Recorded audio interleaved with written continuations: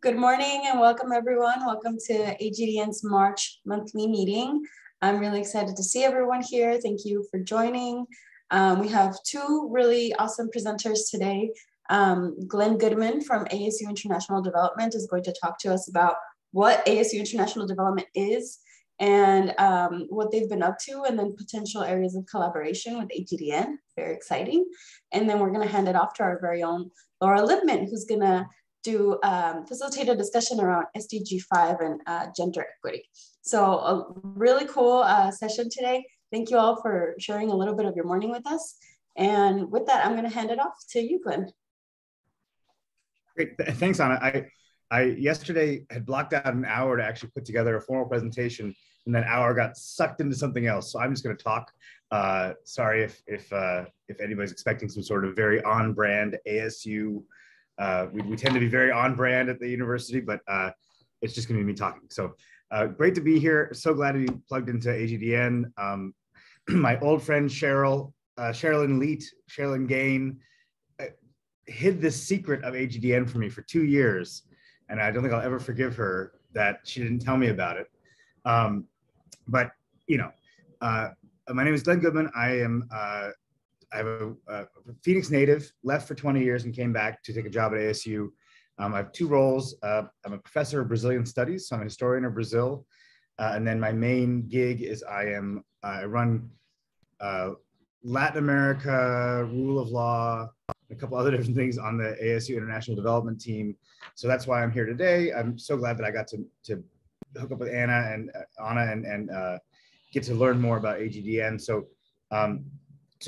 ASU International Development is about 10 years old. We sit within the university, we sit within the kind of research hub. And so why does ASU have an office called International Development? As part of Michael Crow's vision of a deployed university that's constantly growing and making impact and using its research and knowledge enterprises to create change within different communities, about 10 years ago, he started our unit.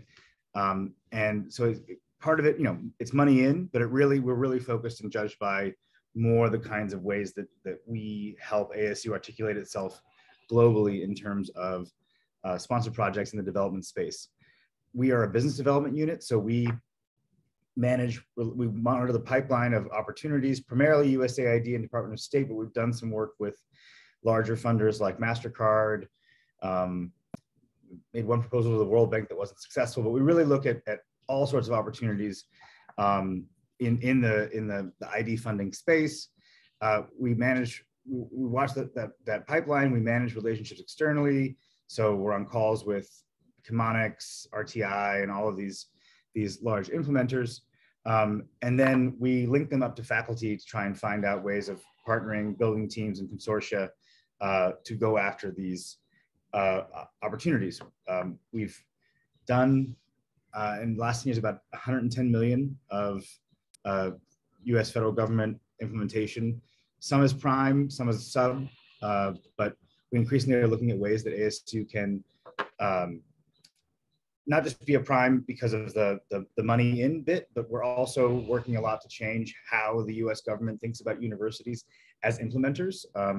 Anyone who knows the history of USAID, in the 60s and 70s, universities were the primary implementers of the early USAID efforts. And then over time, you have the rise of the consulting and implementer class.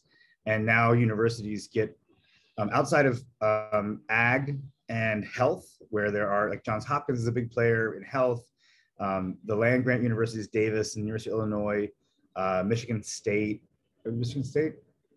one of the Michigans is, these are big players in the ag piece. But outside of that, universities do basically a rounding error's worth of the work that the federal government funds internationally. So we've got a couple different missions, changing donor culture through to implementation. We work across sectors. So we have a large education practice, a growing rule of law practice. We've done some sustainability work. We want to do more global health, but we don't have a sector lead for it. So it's the sort of thing that we've done some subcontracting work on it, but we don't really have much of a weight in that area. But we really, if the university has a faculty member who is interested in doing this kind of work, and as we have 4,200 faculty, so we have somebody who does just about anything at ASU, and our team's job is to socialize international development work and basically convince faculty that this is something they could, should, and will do. Because if any of you know what an academic career looks like, very often it's kind of in the total opposite direction of implementation. But we're convinced that the good work that the faculty does it should be deployed, should be out there. ASU's buzzword of innovation should be part of development practice, as opposed to what I've seen in things that we've lost, where someone proposes the exact same approach from the previous project, but because USAID wants to make sure someone can comply with the procurement rather than make an impact, the same old contractors win the project. So that's a bit about kind of the ethos of the unit. I thought I'd say a bit about the stuff that we're working on right now, just to give you a bit of, kind of the breadth of things. So we're implementing, for example, we're implementing a supply chain, medical supply chain training program in Ghana. So we developed an app kind of gameable app to teach people within the medical world in Ghana the basics of supply chain management. So everything from that to, we're working in Morocco to with the Ministry of Education and 13 universities to stand up teacher colleges in these universities. Morocco has the French system where you train academics who then go become teachers. And as an academic, let me tell you, I do not know anything about teaching 10-year-olds. You do not want me to teach a 10-year-old. So kind of shifting that towards a pedagogy model. We are finalists for a big combating gender-based violence project in El Salvador. Where, I worked with a colleague to set up 13 different in-country partner organizations to work on everything from cultural change around impunity through to training of communities to do assessments, post-incident assessments to kind of understand the various linkages that lead to femicide and other gender-based sorts of violence. So we're really, doing all sorts of work, and we follow the like any larger or medium-sized implementer, we kind of follow the money and we see where we can make an addition. So what's exciting about kind of a new perspective that I've argued for and have been given the green light on is we, up until very recently, have not done anything kind of Arizona facing, in the sense that we focused on the opportunities and we focused on embeddedness within Washington, DC. We have consultants, we have a building, all these things. But we never really talked to the global development community in Arizona, or even the development community, even the NGO community in Arizona. And so what I'm increasingly hoping to do is, stand out as a point of contact. Oh, one sec. Stand out as a point of contact for, for anyone in the community who needs to figure out how to, ASU kind of stands over in Tempe, or it's a very hard place to figure out how to make contacts and get into. So I want to be a point of contact for people in the community, in the development community, who want to talk to people at ASU and see where there are linkages. Our office, we are really committed to trying to find ways to cross-pollinate with the development practitioner community here in Arizona. So, with AGDN, we have resources. We want to help Anna and team to grow and kind of be a bit of that gel, because not just because we want to you know, I am convinced that global development is local development, and ASU has this ethos of making impact in the communities it serves. And our office is off trying to actualize that and instantiate that in global contexts. Well, we need to also be talking about how doing that work also has local impact, and kind of how you can leverage the academics in Phoenix, but also leverage the different organizations in Phoenix. I would absolutely love in 2 years' time to be able to say, you know, we studied it, the global development industry makes X million dollars of local impact. So therefore, not just Michael Crow, but Governor Ducey or Governor whoever, legislator whoever, this is something that we should be thinking about and we should really be investing in, because these things are linked. So I know that's something you all know. I know that's kind of the root of AGDN, but it's a story that we want to tell internally and externally at ASU too. So long story short, I'm just so excited to learn about the different organizations that are linked through the AGDN. And I've got it, you know, Anna gets an email from me every day linking her to somebody else that I've just met.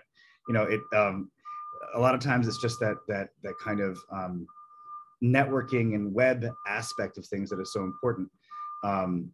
So I will leave it there, but I just do hope that from now going forward, if nothing else, you know one person who is at ASU who's really happy to link anything we do with anything you do, and have conversations about ways that our office, the university, might help the good work that you all do.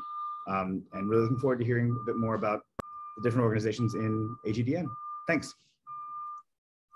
Hey, Glenn, would you share your contact information with us? I'd be really interested in connecting with you. Before Thunderbird was acquired by ASU, I taught international development there. Okay. So I have a strong interest. Yeah, we do our office does a lot of work with Thunderbird for Good, which is their oh yeah, as you know, Kelly and I were classmates. Oh, okay. Kelly is one of my absolute favorites, and unfortunately, they just lost Cindy. The herd hired Cindy Yeager, who was kind of their Latin America implementer. I know, she's on my board. Oh, I love Cindy so much. And I called up my friend who's the director of the herd and said, you guys just made the best hire, because, you know, it's going to be such a sad thing to see her go. But, you know, the work that they do in Thunderbird for Good is fabulous. And we kind of,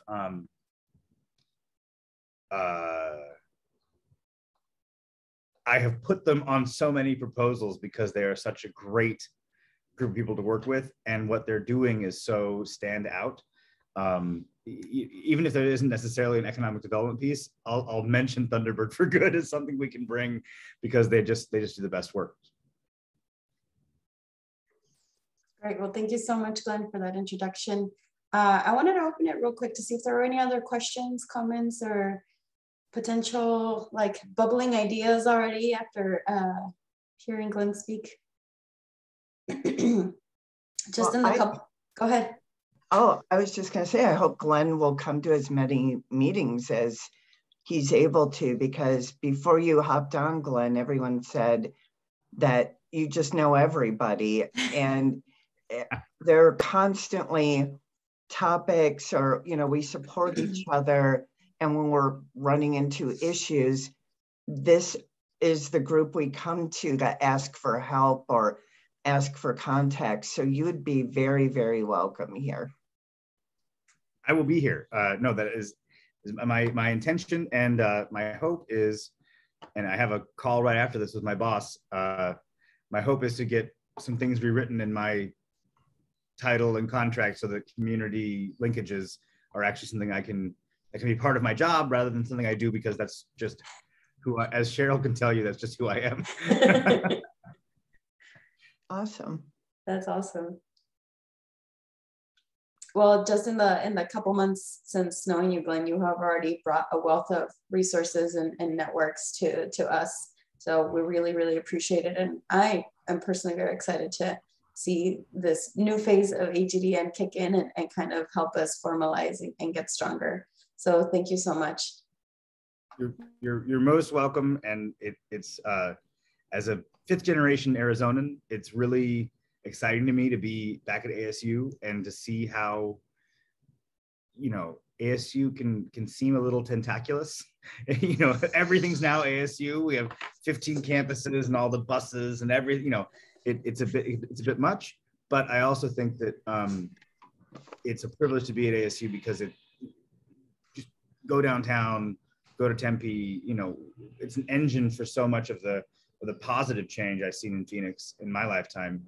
And I love that I now sit in the corner of it that can link up with all of the good work that you guys are doing and hopefully magnify that. So great to be here. Wonderful, thank you so much. And if there are no other questions or comments right now, then I'll hand it over to you, Laura, so you can lead us into our discussion. Actually, that's a perfect segue. The topic that I was asked to speak about today really hit me on our last project. We did an ASU partnership with the Yaquis in Sonora for training community health workers. I think most of you by now know who TIA is. We train community health workers in rural Mexico, and we're serving a little over 500,000 people. Our health workers learn how to deliver babies, they can set up IVs, and it's very rural, like sometimes no plumbing or electricity, and the nearest doctor or hospital is hours away. Our model has been replicated in 6 other countries. And next year I get to go to Uganda to see how it worked out there and geek out a little bit to see how they tweaked it to work in Uganda. So, but getting back to the Yaquis. So those of you, all of you who work in the developing world, see every day when you're in the field how women are generally not as valued as men. They're second-class citizens. What struck me, and I think I mentioned this at our last meeting, was the Yaqui women immediately were different than all the other populations we worked with in other parts of Mexico. Our health workers are elected by their communities, and we're gender non-specific in the voting process, but almost always the vast majority are women. When we first visited the Yaquis, I expected to see what I always see, which is women approaching us, looking at the ground and not making eye contact with me and being, you know, very shy. That did not happen with the Yaqui women. It blew me away. They came right up to me. They looked me straight in the eye. Their shoulders were back, their chins were up. And I honestly have rarely seen women in rural communities anywhere in the world that presented themselves like this. It was fabulous, actually. It really made me want to know how and why. It was as close to gender equity as I've seen anywhere. And I think part of it is because they're a microcosm. They don't like the government. They close themselves off generally from the outside. And they've created their own community structure within their nation. And it was just really heartening to me to see that. So I wanted to just, well, like Glenn, I didn't want to do a formal slideshow presentation. I really wanted to have a discussion so we can all learn from each other. How do we get there? How do we get to gender equality? When Anna asked me to do this a couple months ago, I did what I always do and started looking up academic articles and, you know, pubs around the world on gender equity. And it's funny. People presented different questions, like, does gender equity mean that men and women are the same? And everyone seemed to have a different definition of what gender equity meant to them. Of course, it's defined in the SDGs, but everybody in the academic world seemed to have a different perspective based on their own experiences or what countries they had been working in about what gender equity meant. And so at first I thought I'd just toss out the question to you guys and see what you guys think gender equity means to you. And I'm not gonna put anybody on the spot, just unmute yourself or type something in the chat about what you think gender equity means. Laura, I'll throw in for a minute. Sure. In our community in Ethiopia, the biggest obstacle is literacy. They're illiterate, so therefore they can't participate. They're invisible. You know, it's such a barrier to any success in their community. That is super common, Chantal. Mm-hmm. I don't know if there's a country on earth where the women are more literate than the men. Anyone else? Yeah, Laura, this is Steve. I think what I've always been taught was that, you know, equity is not equal. And was a really good example for me was not everybody should get the same bicycle, but everybody should get the bicycle that fits for them. And so I think when it comes to gender equity, it's just the same principle can kind of be put into the formula, is that it doesn't mean everybody gets the same thing. It means that people get what they need. And so that's just what I've been taught. And I think it's a good example. I also like what Sarah wrote in the chat there. Let me see here. The freedom of self-determination. And actually, that's what I've been reading in a lot of the academic pubs I've been reading. That is really good. Oh, just share briefly. First of all, thank you for welcoming me to this group. I'm so thrilled to be here.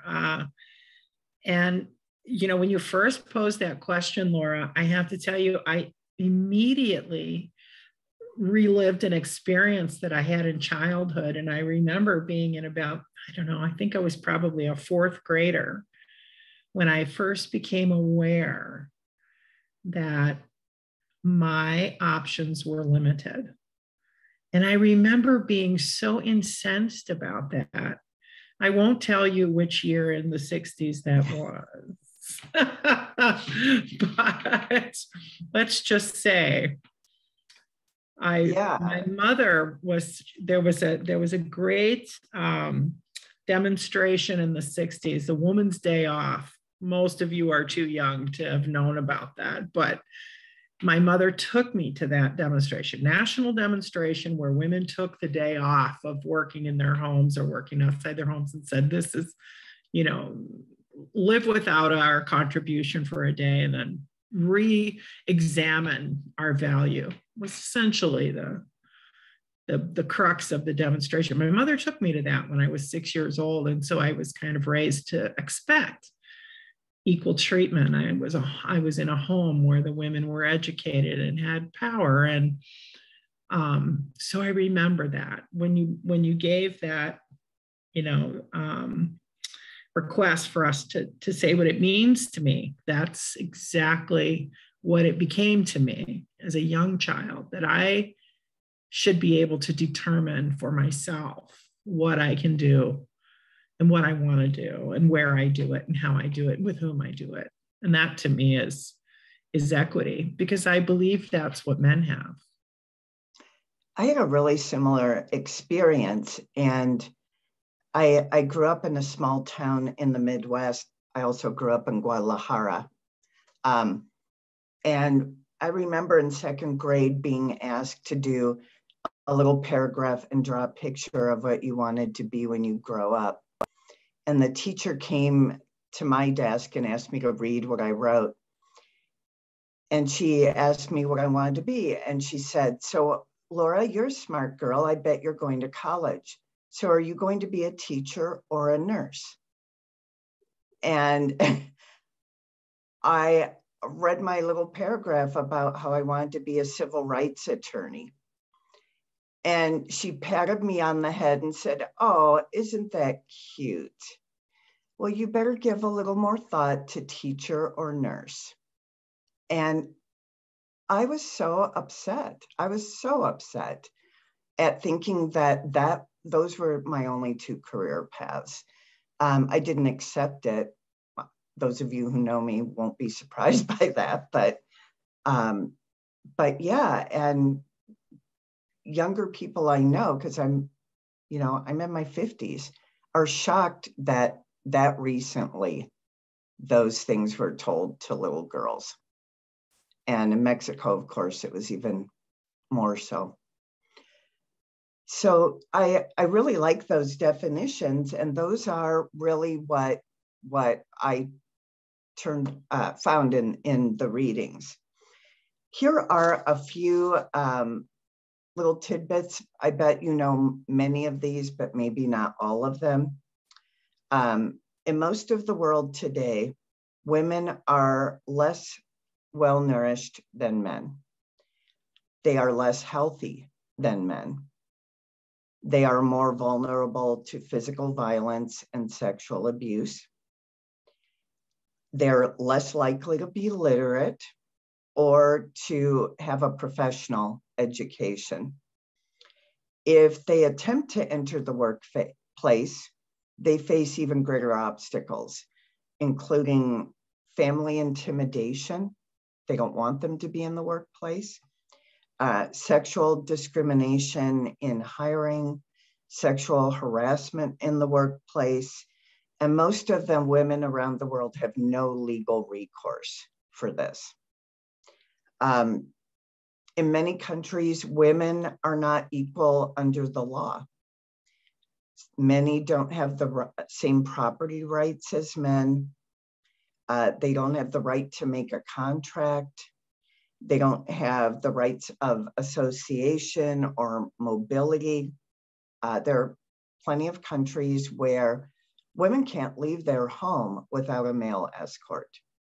So something as simple as walking to the corner store is something many women cannot do.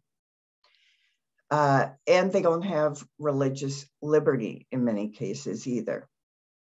So when women do decide to work, and this is true here also, they are often burdened with the double day, which means they work a full-time job and then they come home and have all the duties and responsibilities that of taking care of the home, taking care of the children, preparing the meals, all the childcare.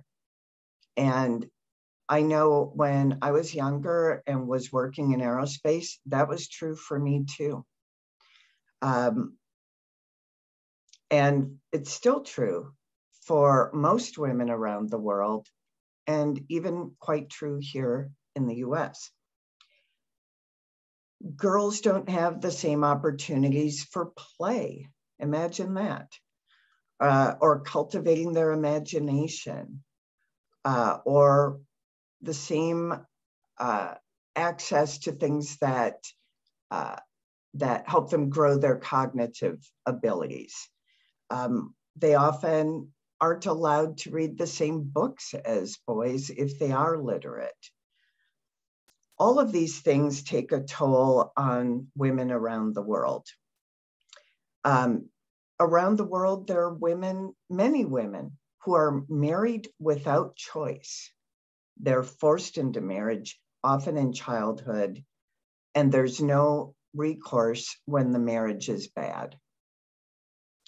So what I found really interesting was that there's a direct correlation with gender equity and how successful a country is economically and otherwise. So when the women are kept down, the entire country is actually kept down. This doesn't only occur in developing countries. The United Nations Development Program, Human Development Report, they do one of those almost every year, has discovered that there is not a single country on this planet where women are treated equally or as well as men. And that's horrifying to me.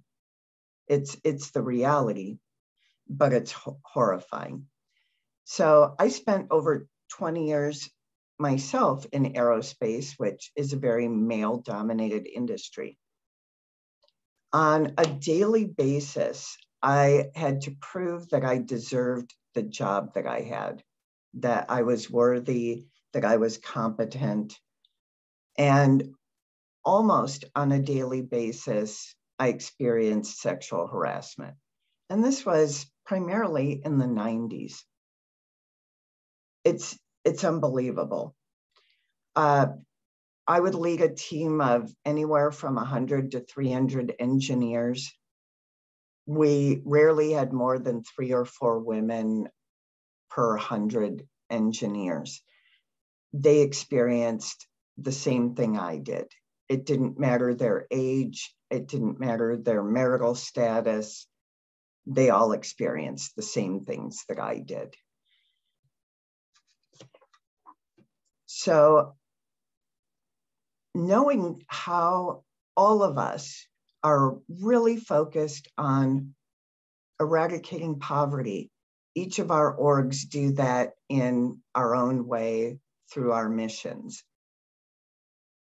Knowing that there's no way to lift a country out of poverty without creating gender equity, this should really be underpinning all of our work, because that's our goal.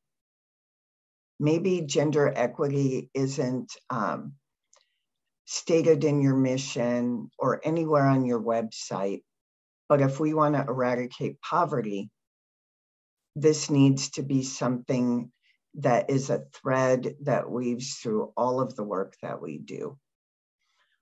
The combination of poverty and gender inequality result in everyone's failure to achieve their human capabilities. And I really feel that that is what gender equity means, that everyone on this planet is able to reach their human potential, has the ability to do it, have the opportunities to do it, and have the same options to get there, no matter what gender they are. And if we're able to implement some things that enable women to have those options, then we're helping that community, that country creep farther up towards eradicating poverty entirely. So I was really surprised to find out a few things as I was doing this research. And one was, you know how we tried to pass the Equal Rights Amendment here in the United States. I'm old enough to remember that, and it failed. We didn't pass it. A lot of Americans think that we were the pioneers of equal rights as a nation. Not even close. India passed an equal rights bill in 1951. And 20 years later, we were not able to pass it here. Now, obviously, there's a big difference between having that legislation in place and having it adequately enforced and having it be part of the hearts and minds of the people of that country. Most of us do not work in policy development. Most of us aren't lobbyists. So we have to figure out the ways in our own work that we can make that happen while still keeping an eye on our missions. So I think there are a variety of ways that many of us are already doing that. We're providing opportunities for women. My org does, through training community health workers, and unbeknownst to the people voting for the women, they're actually voting to make women more respected and more an equal member of their own community. That isn't their intention when they're electing them, but that's actually one of the outcomes of electing them. So I think when women are able to have those same options available to them, just everything seems to run more smoothly.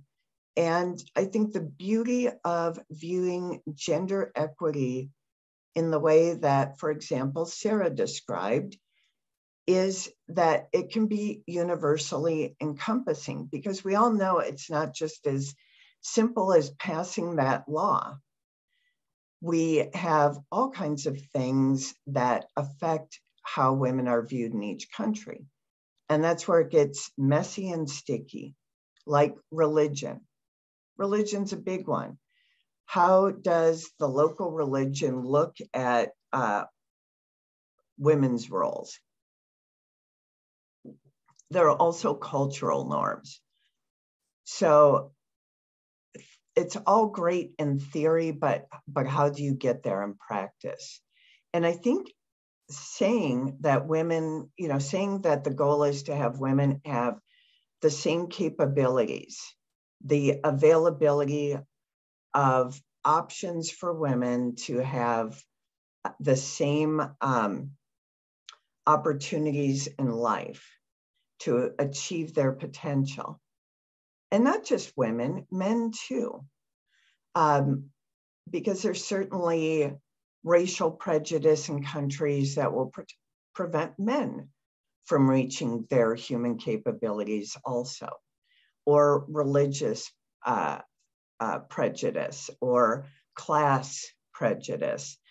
So I think that you can, within that framework of saying we want to have equal human capabilities, everyone having the ability to reach their potential, is kind of a way to get around the stickiness of things like religion. So I'm going to share a couple of examples, and then I want you guys to share some examples of how we can do a better job of advancing gender equity as part of our fight against poverty. So about 12 years ago, a group approached me and asked if they could do women's empowerment workshops with my women in Mexico. And I had to really think about it, because I won't argue that I can't argue that it's not needed there. But it was a lot more complicated than simply going in and giving a workshop and leaving.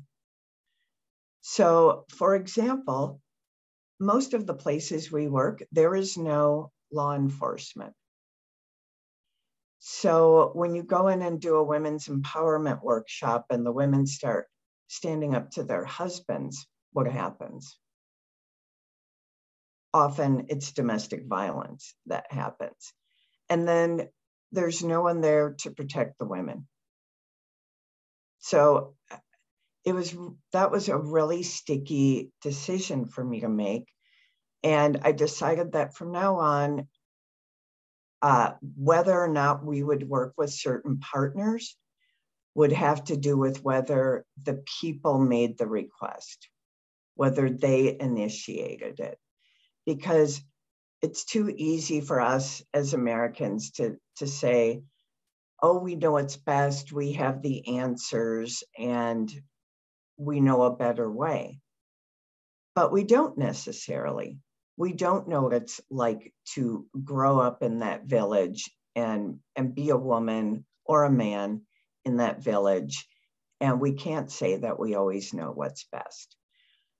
But, you know, using that decision-making tool enabled me to say yes to 33 Buckets when they asked if they could try to see if they could work with us, because we were regularly asked about help with water quality issues. So until they specifically ask me for that, until it is a wish generated by the people, I generally have had to say no to women's empowerment seminars. Have any of you had any sort of tough decisions like that you've had to make around gender equity and how to conduct your programs in the countries where you work?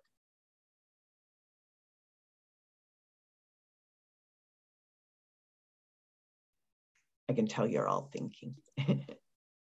So I haven't had a tough decision-making moment like that, but just listening to you speak and going back to one of your earlier points about how the SDG 5 gender equity should be underpinning all the work that we do. It brought to consciousness something that we already do. And this is the whole point of why we're doing this SDG series, right? Is to help us connect what we already do to the Sustainable Development Goals. And earlier this month, it was World Water Day. So I wrote a blog about, you know, our water program, and pulled a bunch of statistics, and a lot of them deal with women and girls, because a lot of the burden in developing countries to haul water, to collect water on a daily basis, falls on women and girls, which is, you know, takes a lot of time and effort, and because of that, takes a lot of opportunity for them to spend that time on other things. So even just hearing you talk about how this work should, the gender equity should underpin everything, at Esperanca it already does. We don't necessarily talk about it in that lens. We don't highlight the gender equity piece of it, but I have talked to the women in Nicaragua that, you know, after they've had a water system built in their community, and I'm like, what does this mean to you? What difference has it made? And the variety in answers that I got was incredible. Like, some women were like, well, now I have free time to help my kids with their homework. Now I have free time to start a little side business. Now I have water so I can, so now they have more water so they can actually plant fruit trees and get like animals like chickens and pigs so they can also feed them, versus before you'd have to carry additional water just for those things, right? So, so I think that's a very common thread in the work that Esperanca does, but we don't really talk about it in the lens of gender equity. So I think this whole conversation is just kind of bringing to light those reflections for me. That's a really wonderful example. And it also shows how when you're helping women, you're also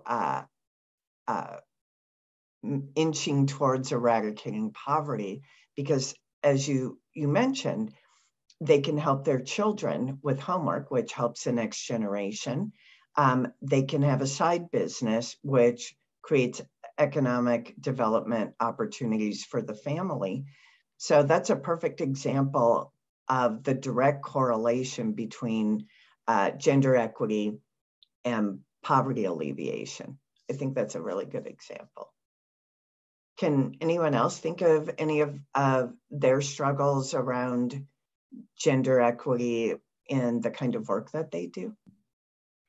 Thank you for this discussion, Laura. It's just really digging deep and getting the wheels turning. At 6 Seconds, we partner with the Sitari Foundation in like northern central India, and we've had a lot of discussion about gender support, because even though we're providing educational resources for middle school through high school and trying to get more students from tier 2 and tier 3 cities into college and sustain that, pipeline, you know, the first thing we had to grapple with was just the sheer numbers of the high illiteracy rates of women and their mothers. So in terms of like even sharing information about scholarship programming or resources, right? So we're like, okay, that's the first level. But as this program keeps expanding, one of the questions we've had, and we see who stays in the program. So the first few years was like, okay, let's just get as many people enrolled as possible. But the dropout rate was really high.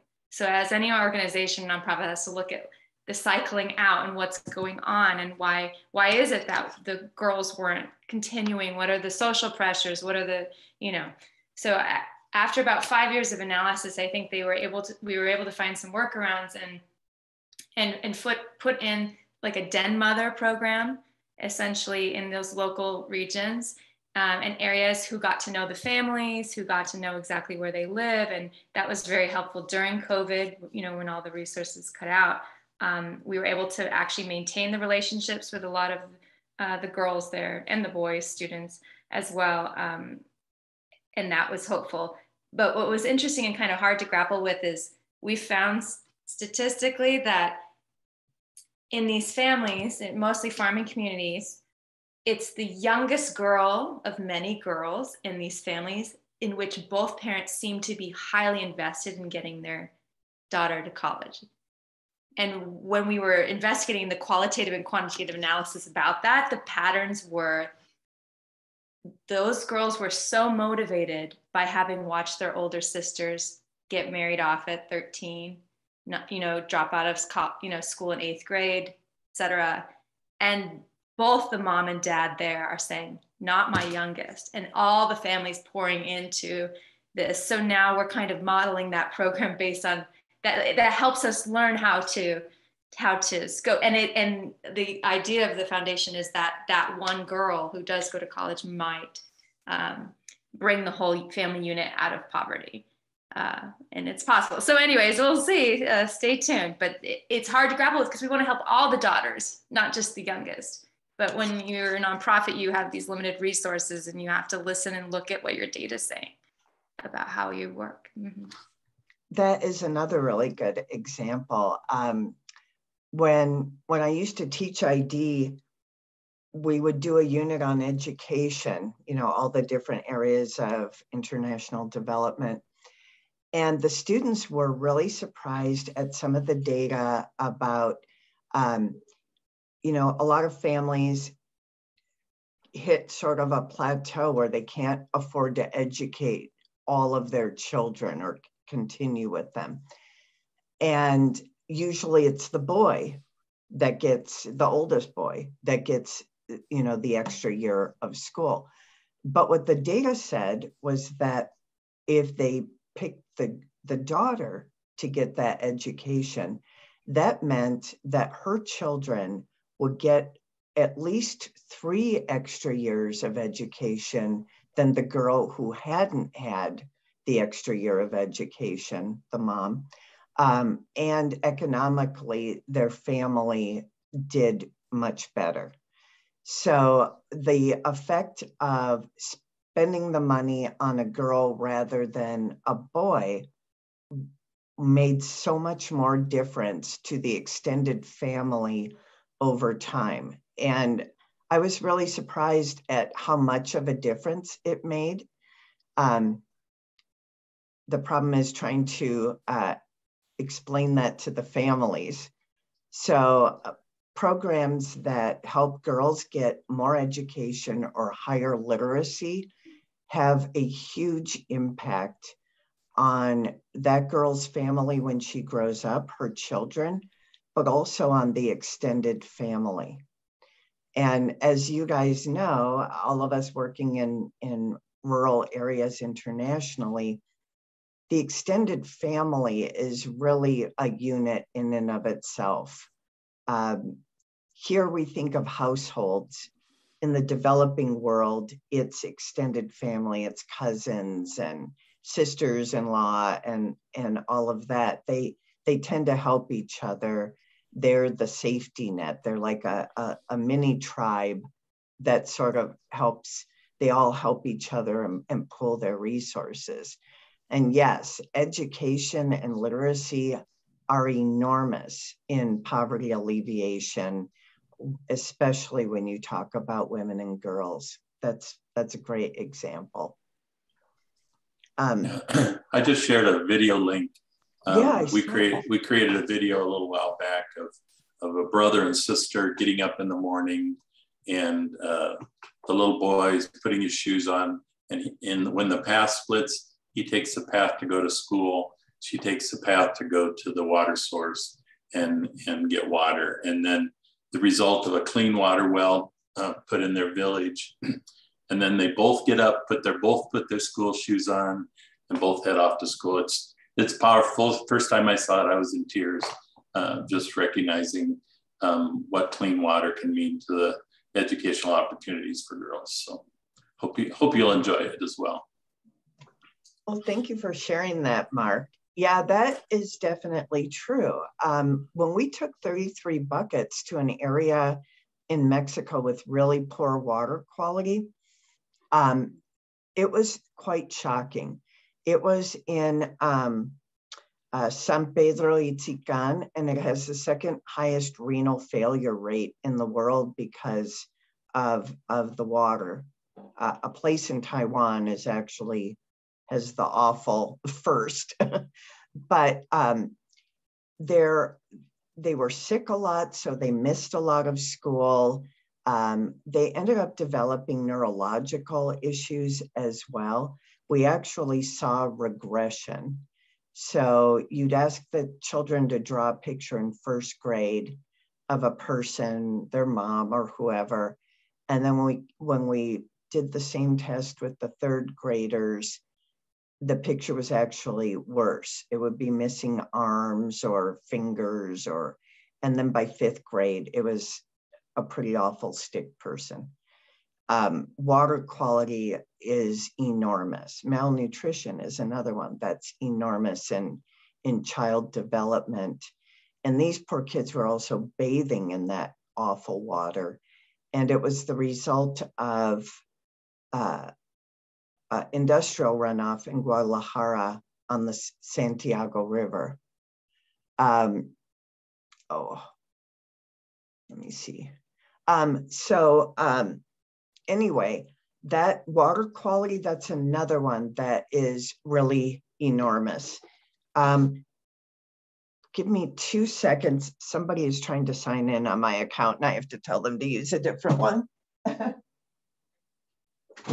Nate, you can't use my account. Sorry, guys.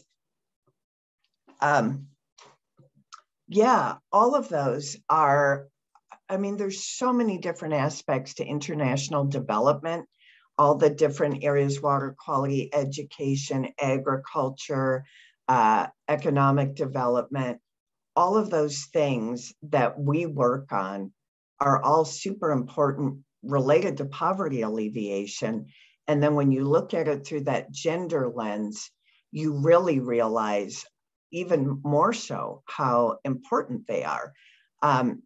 I used to teach a class for Thunderbird in microfinance, and I taught it in Paraguay.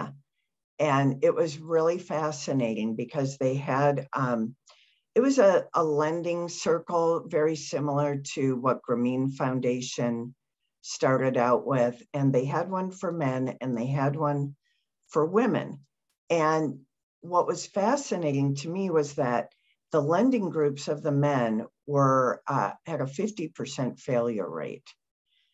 And to me, that was the nut to crack. I was a problem solver in aerospace, and now I feel like I'm a problem solver just in a different realm. But how do you help the men have a greater success rate? The women, it was easy to understand what it was. It was that they had children. They were thinking about the future of their children.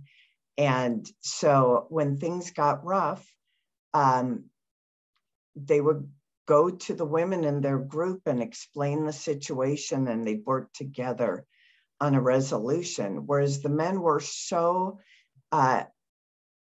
invested in and raised that they were the breadwinners, and that when they failed, they couldn't show depression, so they would drink. And that's why a lot of those programs would fail. So economic development and opportunities for women to own businesses is another huge aspect of how you lift families and communities out of poverty.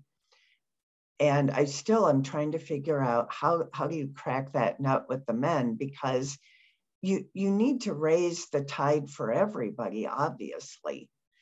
And the other thing I find interesting are the various ways that each of our orgs create female leadership. So in the case of TIA, because it's gender non-specific and they're elected to be health workers, it's sort of organic. They end up making themselves valuable to the community because, you know, every family at some point is going to have a baby. Everyone, thanks for coming, Glenn. Everyone, at some point, every family is going to need their help. And so gradually over time, they've earned the respect of people by saving lives. And some of our women have been elected to public office, which I think is really cool. Gosh, I didn't realize it was 10 already. Elected to public office because the villagers knew these people know all the problems. They know where domestic violence is happening, where there is addiction happening, and they were maintaining the privacy of those families and trying to help them with it. And they felt like because they understood the problems of the community so well, they would be the best political representatives for the community. So that woman who may have been in an abusive marriage, all of a sudden had the respect of the community. And so when we were doing our data collection, we noticed that domestic violence was going down a bit each passing year. And we have a few theories about why that's happening. And one is because the health workers are in everyone's houses all the time, checking blood pressure, you know, well baby visits. And it's not a secret. It's not being kept secret. The other is that the health workers themselves, many of them are in abusive marriages. And we feel that the husbands are getting peer pressure from the community. Like, hey, knock that shit off. My wife is going to have a baby next week. We need your wife to help us. So I think there's a variety of reasons we're seeing domestic violence go down. But I think part of it is the organic nature of women becoming more important in the community as community health workers. I'm sure all of you have some examples of how women are becoming more valued or at least having more equitable treatment. And I would love to hear what they are, because maybe each of us can learn from others' examples and try to implement them in our programs. So I'd love to hear what each of you guys do to help create gender equity.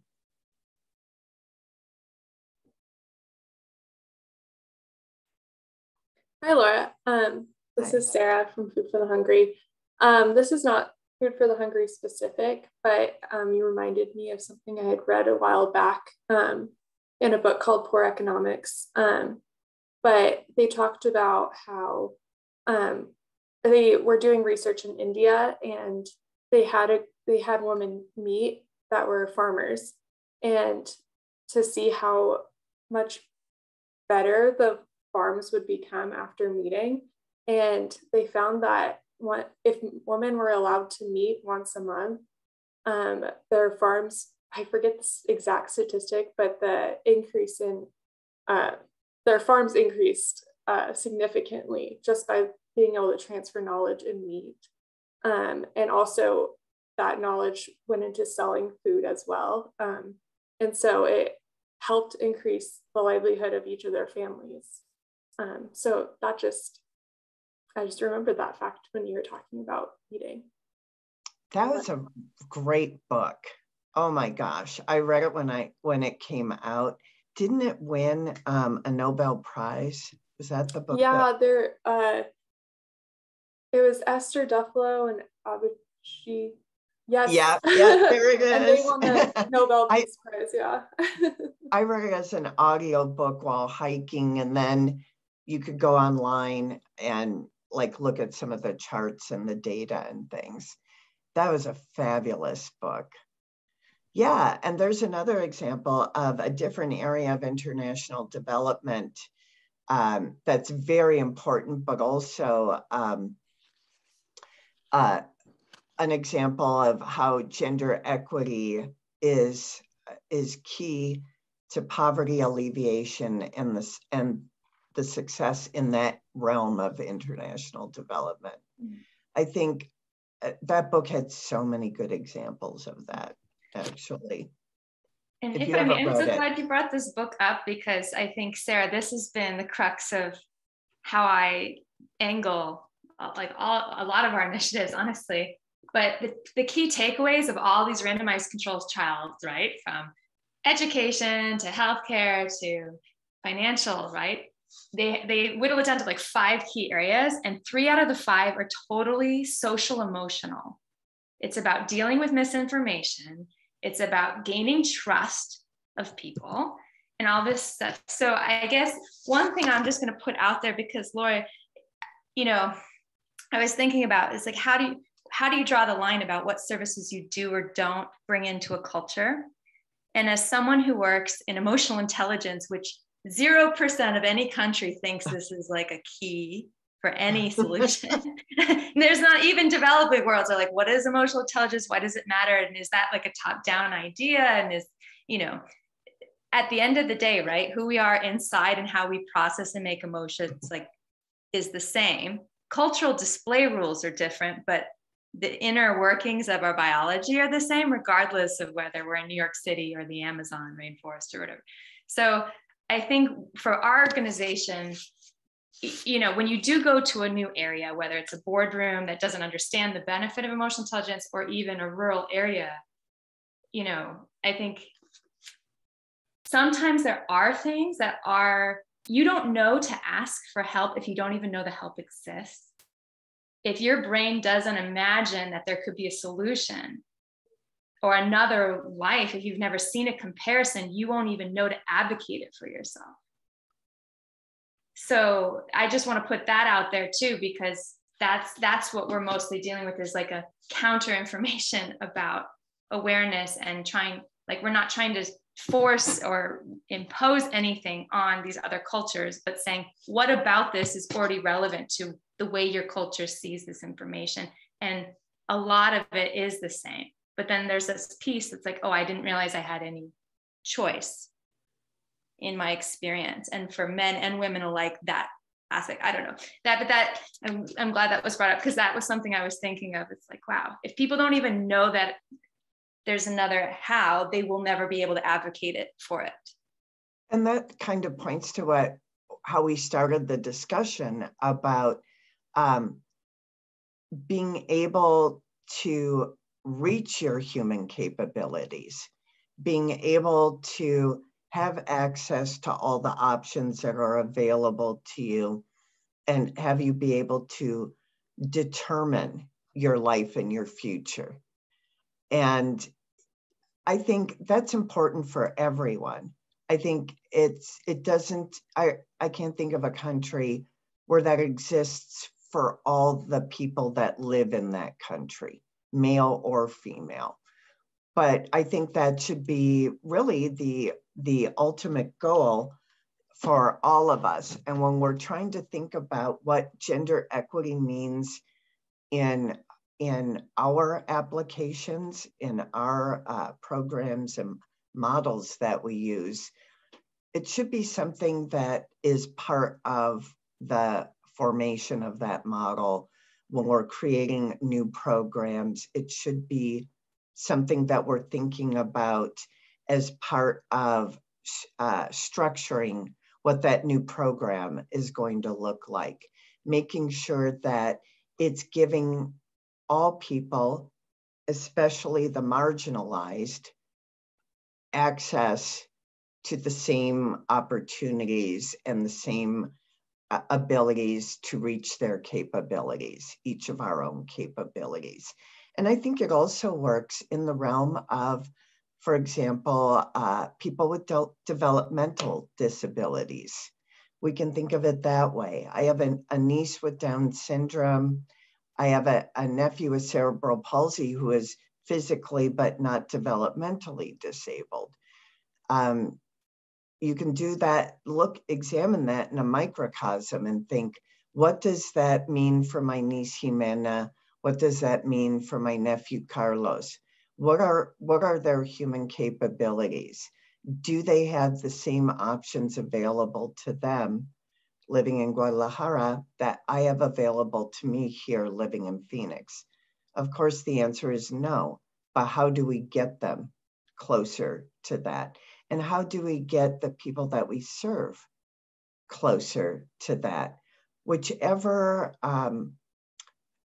facet of international development is the focus of our own missions, how do we help the people we serve get there? And I think that is also, at least from the studies I did in grad school, what makes our programs sustainable is by helping our own people grow and achieve their capabilities through the lens of whatever our mission is what makes sure that what we do lasts, that it's not just a Band-Aid on a problem wherever we're working.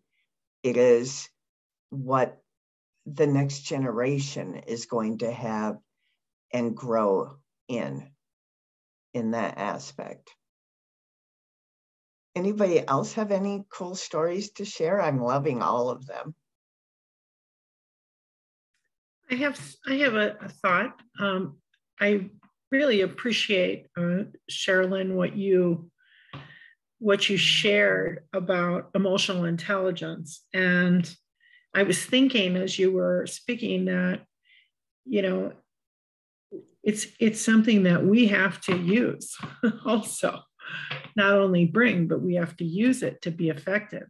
And that's really what makes our work impactful, is when we approach it from a place of emotional intelligence. And I'm thinking about Cecilia and I, in 100 Angels, in our initiative in Phoenix, we work with asylum seekers who are traveling through our city, and they've been through this very perilous journey, very traumatic journey, most of them.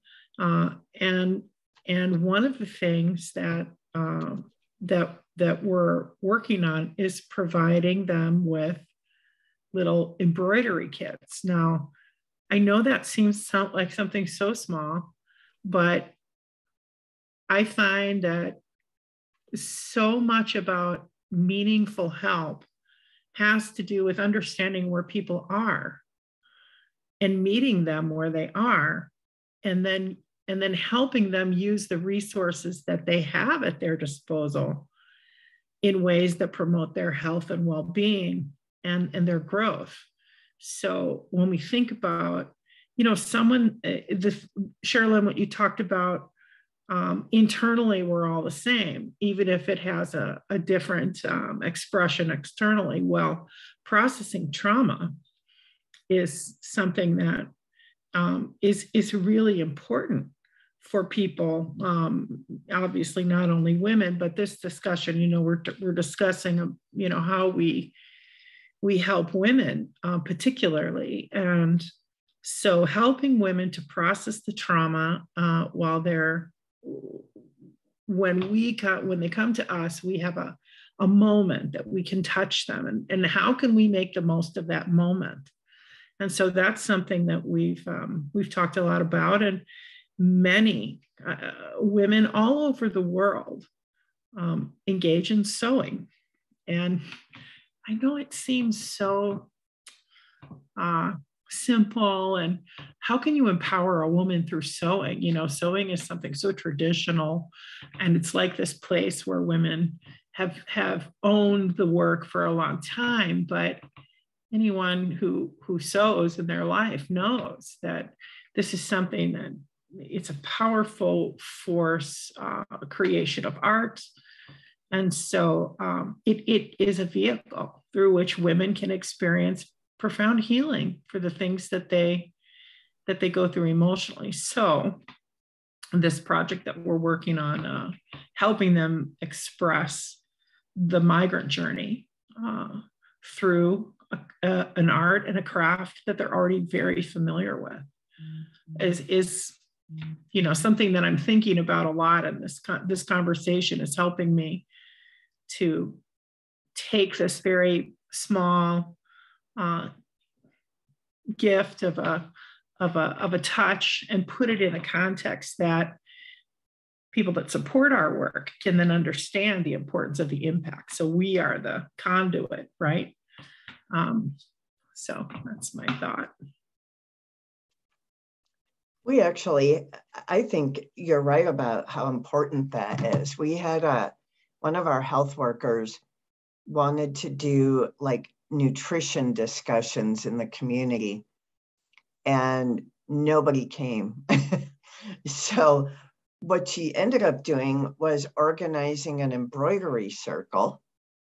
And while they were doing their embroidery, she brought up the topics of nutrition and different ways they could cook healthier for their families, like dicing vegetables and putting them in the fideo because the kids didn't want to eat the vegetables. And then it grew out of that. They created a embroidery co-op, and twice a year they would go to the Christmas market and the Easter markets, and they coordinated their efforts to make like bedding sets and things like that. They sold them and then used that money to buy more affordable vegetables and meat in quantity. And they created an embroidery and food co-op out of just the idea of how do I get these women to come and learn about nutrition, because we've got so much diabetes here. So yeah, there's so many things that we probably don't even realize that we're doing that are doing this underpinning in our work, which I think is really wonderful. That's why I love hearing the stories, because then it makes me think about, how can I incorporate what Sarah said more into some of the work that Tia does? So I love these stories. Does anyone else have anything they want to share?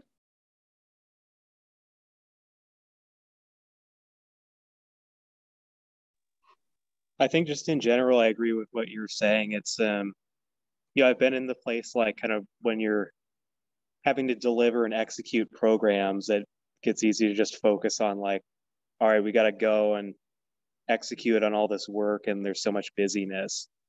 So it's just really good to be able to come together and have these kind of discussions and just learn from each other, kind of think about like how, like how I could improve my work in different ways like this, just from what you all are doing.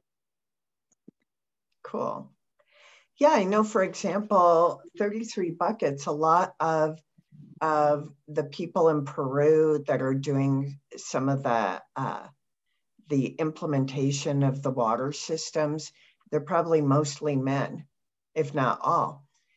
And maybe there's a way to find oh, the daughter of one of the men, and teach her how to help her dad, and maybe she can carry on the business.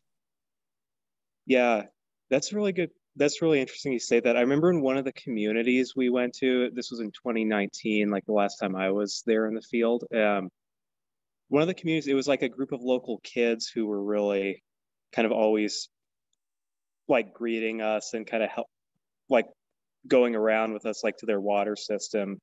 And it was like one of the girls in that group kind of took that kind of role as sort of the leader of the group. Just like a cool, that was just like something I remember. That was a cool experience story. And yeah, maybe she's future leader of the community. They're probably.